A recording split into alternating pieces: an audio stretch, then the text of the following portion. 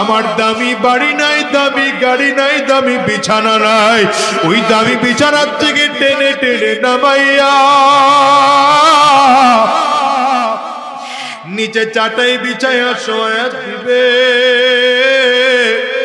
আরে তোমাকে আমাকে একদম পুরাতন চাদর দিয়ে ঢেকে রাখবে।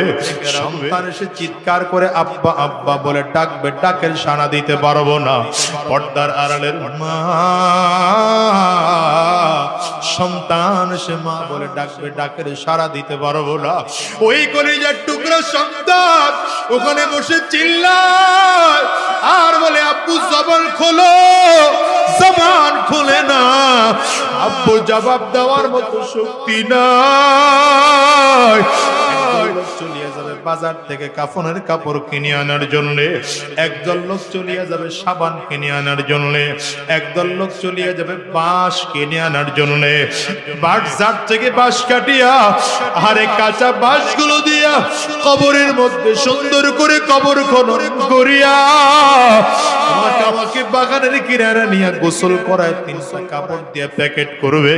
একটা মাথার মধ্যে বাঁধিবে, আর একটা কোমরে বানার, একটা পায়ের মধ্যে বাঁধিয়া জানাজাটা কমপ্লিট করাইয়া 3 জনে ধরাধরি করিয়া লাশ কবরের মধ্যে নিয়ে নামাবে।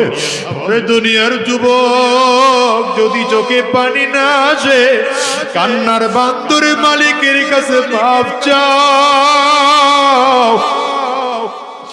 আরে কবরের মধ্যে লাশটা যখন নামাবে, পায়ের বান খুলে, মাথার বান খুলে, মাজার বান খুলে দেবে। দুনিয়ার যুবকেরা একটা একটা করে বাঁশ বিছায়া চাটাই দিতে আরম্ভ করবে।